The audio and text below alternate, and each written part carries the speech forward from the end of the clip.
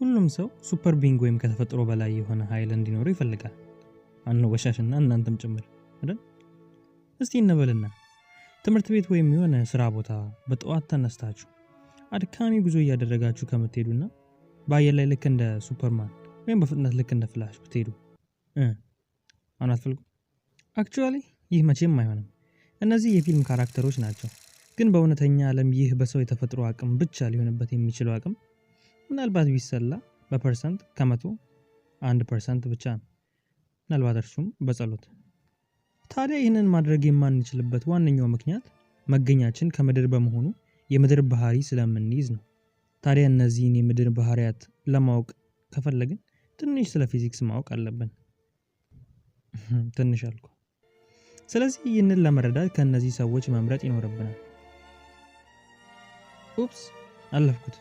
አዎ ይህ ከሴት ሳይሆን ከፎርስ ፍቅር የያዘው ሰው ነው። አክቹዋሊ አንዴ ይዞት ነበረ። ከዛ ግን ልክ እንደማያዋጣው ሲገባው ተዋት እና የእውነቴን ነው የምላችሁ ከፎርስ ነበር ፍቅር የያዘው። የምታውቁት ይመስለኛል፣ ግን ተዋውቁት። አይዛክ ኒውተን ይባላል እና አብዛኛውን ጊዜውን ፊዚክስ በማጥናት ነው ያሳለፈው። እና አንድ ቀን በጎች እየጠበቀ እያለ የአፕል ፍሬ ይወድቅበታል። በዚህም ይህን አበሻ ቢሆን ነበር የሚያደርገው። እርሱ ግን ይህን አላደረገም። እንዲሁም አፕሉን አነሳና ይህ አፕል ምናልባት ከወደቀ ጨረቃን ብትወድቅብኝ ትችል ይሆንን ብሎ ራሱን ጠየቀና መጀመሪያ ፎርስ እኩል ይሆናል ማስ ታይምስ አክሰለሬሽን አለ። ምን ማለት ነው? የአንድ ነገር ጉልበት ክብደቱ እና በፍጥነት አቅጣጫ የመቀየሩ አቅሙ እኩል ነው ብሎ ጀመረ ማለት ነው። ያው እኛ ግን ይሄን የተማርነው 9ኛ ክፍል ነው። ኤኒዌይስ ምን ማለቱ ነበረ? አንድ ነገር ፎርስ ወይም ጉልበት አለው የምንለው መግፋትና መጎተት ከቻለ ነው። ማስ ወይም ክብደት አለው የምንለው ደግሞ አንድ ነገር ምን ያህል ይመዝናል የምንለው ሲሆን አክሰለሬሽን ወይም ጥድፊያ የምንለው ደግሞ የቬሎሲቲ ዴሪቬቲቭ ሆኖ ከጊዜ ጋር ተያይዙ ነው። ወይም በቀላሉ አንድ ነገር በፍጥነት እየተጓዘ አቅጣጫ የሚቀይር ከሆነ የዛ አቅሙ ነው ማለት ነው። ስለዚህ መረብ ኳስ ወይም የሆነ እግር ኳስ ስትጫወት በየትኛው ቦታ የትኛው አይነት ጉልበት ተጠቅመህ ኳሱን መምታት እንዳለብህ ካወቅ ማስቆጠር ትችላለህ ማለት ነው። ስለዚህም ኒውተን በዚህ ምክንያት አንድ ዕቃ እንዴት ሳይነካ ሊወድቅ እንደሚችል አወቀ ማለት ነው። ስለዚህም አፕሉን ሳይነካ የሚወድቅ ሆነ ምናልባት ምድርም ትሆናለች አፕሉን ጎትተችው አለና ስለዚህም በዚህ ምክንያት ጨረቃንም ትስባታለች። ጨረቃን መልሳ ደግሞ ምድርን እንዲሁ አለና ከዛም ይህንን ፎርስ ግራቪቲ ብሎ ጠራው። ወደ ቤቱም ሮጥ አለና ይህ የግራቪቴሽናል ፎርስ ህግ ነው በማለት አስቀመጠልን። ይህ ማለት ሁለት ማስ ያላቸው ነገሮች የሚጓተቱ ከሆነ የሁለቱ ዕቃዎች ዲስታንስ ይኖራቸዋል። ምንም ያህል ርቀት ወይም ክብደት ቢኖራቸው ግራቪቲ ግን ኮንስታንት ነው። ግን ዲስታንሱ ሲጨምር ጉትቻው ደግሞ ይቀንሳል ማለት ነው። ግራቪቲ የምንለው ክብደት ባለው የትኛውም አካል ውስጥ አለ። ይህ ማለት የበለጠ ክብደት ያለው የበለጠ ይስባል። በዚህም ሁሉም ፕላኔቶች ፀሐይን ይዞሯታል። ለምን? ከሁሉም የበለጠ ክብደት ስላላት። ይህንን ግን በኋላ በደንብ በሰፊው እናየዋለን። ለአሁኑ ግን ማውራት ያለብን ግራቪቲ የምንለው አካል ልክ እንደ ኒውተን ሐሳብ ፎርስ እንዳልሆነ ነው። እውነት ነው፣ ፎርስ ለሁለት ይከፈላል ብለን ተምረናል። ኮንታክት እና ነን ኮንታክት በመባል ኮንታክት የምንለው ፑሽ እና ፑል ወይም ደግሞ ፍሪክሽን ሲሆን ነን ኮንታክት የምንለው ደግሞ ኤሌክትሪካል፣ ማግኔቲክ ወዘተ የመሳሰሉት ናቸው። ታዲያ ለምንድን ነው ግራቪቲ ፎርስ የማይሆነው እንዴ? እስከዛሬ 7፣ 8፣ 9 ስለ ግራቪቲ የተማርነው ትክክል አይደለም እንዴ ካላችሁ መልሴ ይቅርታ፣ ግን ትክክል አይደለም። ግራቪቲ ፎርስ አይደለም። ግራቪቲን ፎርስ ብሎ መጥራት ትንሽ ስህተት የሆነ ይመስለኛል። እንዴት ግን ካላችሁኝ ላሳያችሁና እራሳችሁ ፍርዱን ትሰጡታላችሁ። ከትንሹ እንጀምር። አንደኛ ፎርስ የምንለው ነገር በመጀመሪያ መሳብና መግፋት ማለት ነው። እናም ፎርስ ናቸው ብለንም የሰየምናቸው ነገሮች ኮንታክትም ሆነ ነን ኮንታክት ሁሉ ይህንን ይተገብራሉ ከግራቪቲ በስተቀር። ለምን አልኩ ይህንን? የግራቪቲ ስራ መጎተት ብቻ ስለሆነ። ቀጥሎ ሁለተኛ ፎርስ የምንለው ነገር ፎርስ is equals to mass times acceleration ተብሎ ነው የሚቀመጠው። ማለት ክብደትና ፍጥነት። ፍጥነት ደግሞ ካለ እንቅስቃሴ አለ ማለት ነው። እንቅስቃሴ ደግሞ ካለ የፎርስ ለውጥ አለ ማለት ነው። ምክንያቱም ቅድም ዲስታንስ ሲጨምር ፎርስ ይቀንሳል ስላለ እና ግን ግራቪቲ ጋር ስንመጣ ኦልዌስ ኮንስታንት ነው። ለዛ ነው ዲስታንስ ኢኳልስ ቱ ዌይት ኦቨር ግራቪቲ የተባለው። ሌላኛው አክቹዋሊ ግራቪቲ የምንለው አካል የለም። ቆይ እሱ አዘር ሌቭል ነው። ስለ ግራቪቲ እውነታ እኛ ፊዚክስ ላይ እንደተማርነው አይደለም። ፊዚክስ የሚለን ግራቪቲ ማለት የመሬት መሳብ አቅም ወይም አንድ ነገር ወደ ራሷ የመጎተት አቅም ነው ይላል። እውነቱ ግን የመሳብ አቅም ከመሬት ስበትም የተነሳ ሳይሆን ዩኒቨርስ ላይ የያዘችው ቦታ ወይም የሸነቆረችው ክልል ነው። ስለዚህም ትንሽ ላስረዳችሁ። ሁላችንም ምድርን ከታች ደግፎ የያዛት ምሰሶ እንደሌለ እናውቃለን። ነገር ግን ምድር ያለ አንዳች ምሰሶ በምንም ነገርም ሳትደገፍ በዛ ሁሉ ክብደቷ ነው የቆመችው። ታዲያ ይሄ ምን ይገርማል? ግራቪቲ ወይም የሆነ ስበት ያለው አካል ስለሌለ ነው ልትሉኝ ትችላላችሁ። ግን እንደዛ አይደለም። ምድር በስፔስ ላይ በዛ ክብደቷ ያለ ምሰሶ ከመቆምም ባለፈ ትንቀሳቀሳለች። የሚያስገርመውም ደግሞ የምትንቀሳቀሰው በአንድ አቅጣጫ ሳይሆን ፀሐይን ከርቭ እያደረገች ነው። ስለዚህም ያለ ምንም ድጋፍም ያለ ምንም ምሰሶ የምትሽከረከር ከሆነ የሆነ የምትሽከረከርበት መስመር አላት ማለት ነው። ይህንንም ስፔስ ታይም እንለዋለን። ይህ ማለት ስፔስ ላይ ያለ የትኛው ሙቭመንት ከታይም ጋር ሪላቲቭ ሲሆን ማለት ነው። ስለዚህም ግራቪቲ ወይም የመሬት ስበት የምንለው የሆነ ፎርስ ሳይሆን ስፔስ ላይ ያለው መስመር በሆነ ያክል ክብደትም መሸንቆር ማለት ነው። አሁን የተግባባን ይመስለኛል። ስለዚህ ስለ ፎርስ እንዳወራነው ሁሉ ፊዚክስ ላይ ብዙ ልናወራቸው የምንችላቸው ብዙ ሜጀርመንቶች አሉ። ሌንግዝ፣ ታይም፣ ስፒድ፣ ዲስታንስ፣ ሞሽን፣ ላይት፣ ሞመንተም የመሳሰሉትን ከዚህም በላይ የሚበዙ ሜጀርመንቶችን በፊዚክስ ይገኛሉና ስለነሱ ማውራት እንችላለን። እነዚህን ሁሉ የፊዚክስ ክፍሎች ለሁለት ከፍሎ መመልከት ይቻላል። ቬክተር እና ስካለር በማለት። ቬክተር የምንላቸው ዳይሬክሽን ወይም አቅጣጫ ያላቸው ሲሆኑ ስካለር ደግሞ አቅጣጫ የሌላቸው ሁሉ ጊዜ ኢነርሺያ ላይ የሚገኙ ማለት ነው። ለምሳሌ እነዚህ ሁለት በደንብ ያስረዱናል። ዲስታንስ እና ዲስፕሌስመንት ሁለቱም ልክ እንደ ተርም ርቀት ማለት ነው። ነገር ግን ዳይሬክሽን ያለው ዲስፕሌስመንት ነው ወይም ቬክተር የሆነው ዲስፕሌስመንት ነው። ዲስታንስ ደግሞ ስካለር ነው ማለት ነው። በደንብ ላስረዳችሁ። በዳይሬክሽን አማካኝነት ይለያያሉ ስላችሁ ለምሳሌ ዲስታንስን ስንረዳ አንድ መኪና ከኤ ተነስቶ ወደ ቢ ሲደርስ የሄደበትን ርቀት የምናውቅ ከሆነ ያንን ዲስታንስ እንለዋለን። ወይም በቀላል አማርኛ የሆነ መኪና ከሐዋሳ ተነስቶ አዲስ አበባ ደረሰ ብንል እና ያው አላውቅም ግን ከሐዋሳ እስከ አዲስ አበባ ያለው መንገድ 80 ኪሎ ሜትር ቢሆን ከመነሻውም እስከ መድረሻውም 80 ኪሎ ሜትር ተጉዘዋል እንላለን። ነገር ግን እናንተ ጠዋት ከእንቅልፋችሁ ተነስታችሁ ፊታችሁን ታጥባችሁ ሽንት ቤት ሄዳችሁ መጣችሁ እጃችሁን ታጥባችሁ ቁርሳችሁን በልታችሁ ልብሳችሁን ቀይራችሁ ትምህርት ቤት ሄዳችሁ ተምራችሁ እንደገና ወደ ቤት ስትመለሱ እርሱን ዲስፕሌስመንት እንላለን። ማለት ከተነሳንበት መነሻ ኤ ተነስተን ዞረን ዳይሬክሽናችንን እያወቅን ተመልሰን ደግሞ ወደ ፖይንት ኤ ከመጣን ያ ቋሚ የሆነ አቅጣጫ ስለነበረን በዚህ ምክንያት ዲስፕሌስመንታችንን ማወቅ እንችላለን ማለት ነው። በዚህም መንገድ ፊዚክስ ሜጀርመንቶችን ቬክተር እና ስካለር በማለት ይከፋፍላል። ነገር ግን እነዚህ ሁለቱን ነገሮች የሚያስማማቸው አንድ ነገር አለ። እርሱም ሞሽን። የትኛውም የፊዚክስ ዩኒት ያለ ሞሽን ማሰብ ይከብዳል። ኢቭን ህይወትንም ጭምር። ሞሽን ወይም እንቅስቃሴ ለብዙ ልንከፍለው እንችላለን። ለምሳሌ ሞሽን ኢን ዋን ዳይሜንሽን፣ ሞሽን ኢን ቱ ዳይሜንሽን፣ ዩኒፎርም ሞሽን፣ ዩኒፎርምሊ አክሰለሬትድ ሞሽን፣ ዩኒፎርምሊ ዲሰለሬትድ ሞሽን እያልን መከፋፈል እንችላለን። ሞሽን ማለት በዋነኝነት ሐሳቡ እንቅስቃሴ ማለት ሲሆን ሞሽን ወይም እንቅስቃሴ የምንለው አንድ ዕቃ ያለበትን ቦታ የመቀየር አቅሙ ወይም ያን ፖዚሽን ቼንጅ የማድረግ አቅሙን ትራክ በማድረግ የምናገኘው ውጤት ነው። የመቀየር አቅሙን ስል ይህንን ልናይ ይገባል።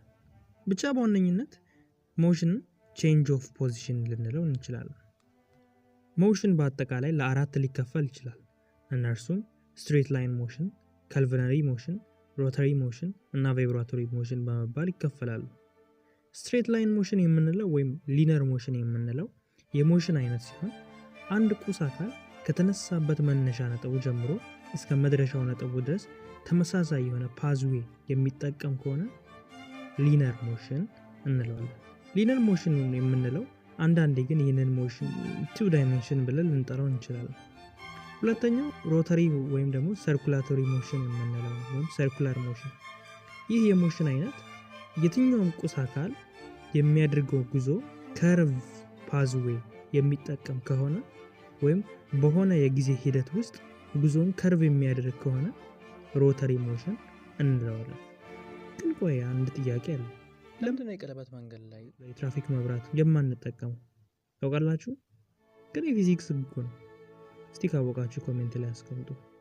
ሌላው ከርቭለሪ ሞሽን ወይም ቫይብራቶሪ ሞሽን የምንለው ሁለቱ የተለያዩ ናቸው፣ ግን ሁለቱ በተወሰነ መጠን ይመሳሰላሉ።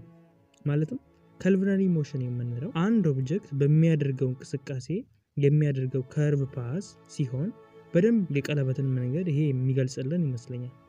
ሁለተኛው ደግሞ ቫይብራቶሪ ሞሽን የምንለው ሲሆን ቫይብራቶሪ ሞሽን የምንለው ደግሞ በቫይብሬሽን ወይም መንቀጥቀጥ ጊዜ የሚፈጠር የሞሽን አይነት ነው። ስለዚህ እነዚህ የሞሽን አይነቶች የተለያዩ ክፍል ሲሆኑ ዩኒፎርም ሞሽን፣ ዩኒፎርምሊ አክሰለሬትድ ሞሽን፣ ግራፊካል ዲስክሪፕሽን ኦፍ ዩኒፎርምሊ አክሰለሬትድ ሞሽን፣ ዩኒፎርምሊ ዲሰለሬትድ ሞሽን፣ እነዚህ ደግሞ የሞሽን ዋነኛ አንጓዎች ናቸው። ኒውተን እነዚህ ላይ በመመስረት ነው የሞሽንን ህጎች ያመጣው። የመጀመሪያው ህግ ላው ኦፍ ኢነርሺያ ወይም ደግሞ እንደኔ አባባል ስንፍና ይባላል። ይህ የሚለን ስፔስ ላይ ያለ የትኛውም ኦብጀክት ወይም ሌላ ተጨማሪ ፎርስ የሌለበት ቦታ ላይ ያለ የትኛውም ኦብጀክት ሙቭ ካደረገ በዛ እንቅስቃሴ ወይም ግፊት እቃው እየተንቀሳቀሰ ለዘላለሙ ይኖራል፣ ሌላ ፎርስ መጥቶ እስካላቆመው ድረስ ማለት ነው። ይህ ህግ የኛን ምድር ጨምሮ የትኛውም ፕላኔት ላይ ሆነ ኮከብ ላይም የሚሰራ ነው። ባይ ዘ ዌይ ይህ ህግ ኒውተን በመረጃ አጠናከረው እንጂ አይዲያውን ያመጣው አሪስቶትል ነበር። ኤኒዌይስ እንዳትረሱና የኔን ሐሳብ ኢነርሺያ ማለት የአንድ ቁስ አካል ስንፍና ማለት ነው ብዬ ነበር። ማለትም አንድ እቃ ያለ ራሱ ጉልበት በሌላ ፎርስ አማካኝነት ለዘላለም እንቅስቃሴ ሲያደርግ ማለት ነው። ሁለተኛው ህግ ወይም ሰከንድ ላው ኦፍ ሞሽን የሚለው የሚያጠነጥነው የአንድ ቁስ አካል አክሰለሬሽኑ ማለትም ፍጥነት መጨመሩ፣ መቀነሱ ወይም በፍጥነት አቅጣጫ መቀየሩ፣ ይህ ሁሉ አክሰለሬሽን ማለት ነው እቃው ላይ ከገባው ፎርስ ወይም ጉልበት ጋር ተመጣጣኝ ነው ይላል ሰከንድ ላው ኦፍ ኒውተን ማለት ነው አባውት ሞሽን። ወይም በቀላል አማርኛ አንድ ቁስ ላይ ጉልበት፣ ግፊት ይሆን ወይም ጉትቻ ሲገባ የገባው ጉልበት ያ አቅም ነው የአክሰለሬሽን ሂደት የሚወስነው። ሶስተኛው ህግ ደግሞ ሁለት የተለያዩ አካላቶች ቢኖሩ አንደኛው ለምሳሌ ሀ እንበልና ሁለተኛውን ደግሞ ለ እንበለው። ሀ ለን ቢገፋ የተገፋው ለ የገፋውን ሀ መልሶ ይገፋዋል። የገፊው መጠን ግን እንዳለበት ሁኔታ ይለያያል። ስለዚህም እነዚህ ሶስቱ የሞሽን ህጎች ሮኬት ሳይንስን ፈጠራለን ማለት ነው። በዚህም ወደ ስፔስ ላይ ስንወጣ በዚህ ሳይንስ የሚመሩ ሌሎች ተፈጥሮዎችን እናገኛለን። 9 ፕላኔቶች፣ ኮከቦችን፣ ፀሐይን ጨምሮ ኮሜቶችንና አስትሮይዶችን። አሁንም ቅድም እያየን ስለነበረውም ስለ ግራቪቴሽናል ላው ከዚህ ከሞሽን ላው ጋር እያዛምድን ማየት እንችላለን። አሁን እዚህ ቦታ ላይ ልብ ብለንም ካየን 3 ነገሮችን እንገነዘባለን። ፀሐይ፣ 9 ፕላኔቶችና ስፔስ። ታዲያ ግራቪቲ ከዚህ ጋር ምን አገናኝ? አንስታይን እንዳለው ከሆነ የትኛውም ስፔስ ላይ የሚንቀሳቀስ ቁስ አካል የሚንቀሳቀስበት ፍጥነቱ ጊዜው ከክብደቱ ጋር እኩል ነው ማለት ነው። ክብደቱ በጨመረ ቁጥር ፍጥነቱም ይጨምራል። ይህም ስፔስ ላይ ቤንድ የሚያደርገውን ቦታ ሰፊ ስለሆነ ነው። ይህም ቤንድ የሚያደርገው ቦታ ስፔስ ታይም ይባላል። ለምሳሌ ያክል አንድ ጨርቅ ወጠር አድርገን እንያዝና በዚህም በተወጠረውም ጨርቅ ላይ አንድ ክብደት ያለውም የብረትም ኳስ እናስቀምጥ። በዚህም በጨርቁም ላይ የተለያዩ ክብደት ያላቸውን ጠጠሮች ወይም ደግሞ ብዮችን ብንለቅ ወደዚያ የብረት ኳስ ቀድመው የሚወርዱት ቀለል ያለ ክብደት ያላቸው ናቸው። ምክንያቱም ከትልቁ ብረት አንፃር እነርሱን በዛም ጨርቁ ላይ ክብደት ማሳረፍ ስለማይችሉ። ነገር ግን እነዚህ ጠጠሮች በጣም ስስ የሆነ ጉልበት ቢኖራቸው በተወሰነ መጠን በጨርቁ ላይ ጉልበት በማሳረፍ ሊቆዩ ይችላሉ። ስለዚህ ይህ በአጠቃላይ ዩኒቨርስ ላይ የሚሰራ ነው። ስለዚህም የሆነ ነገር ስንወረውር ከምድር ውስጥ የሆነ ፎርስ ወጥቶ ሳይሆን ስፔስ ታይም የሚባል ነገር ነው ወደ ታች እንዲወድቅ የሚያደርገው። እሺ ግን ምን ያህል ስለኛ ሶላር ሲስተም ታውቃላችሁ?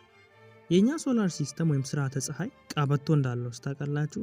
ይህ ቀበቶ የኛን ፀሐይ ምድርን ጨምሮ 9ኙን ፕላኔቶች ያው ምናልባት ብዙ ሰዎች ፕሉቶን ፕላኔት ናት ብለው አይቀበሉም፣ እኛን ጨምራትና ፕላኔቶችን እና ድዋርፍ ፕላኔቶችንም ጨምሮ በመያዝ የሚገኝ ነው።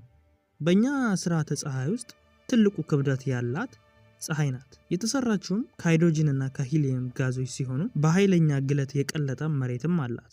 ክብደቷ 1.9891 ታይምስ 10⁻30 ኪሎግራም ትመዝናለች።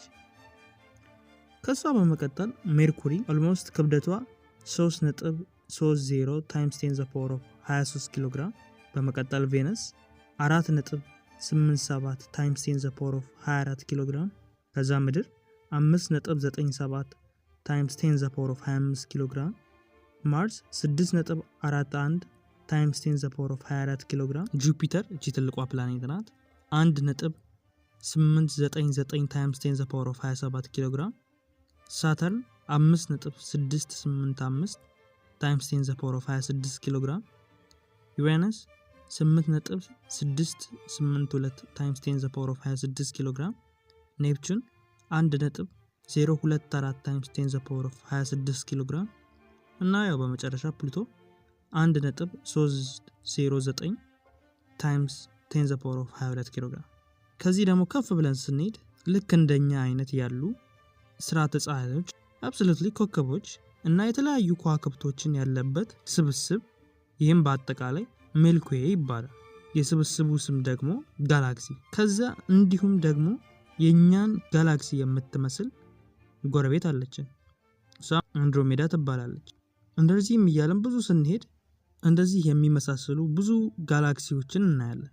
የነዚህ ደግሞ ሁሉ ስብስብ ዩኒቨርስ ይባላል። ከዚህ በላይ እንሄዳ ይበቃናል፣ እንመለስ።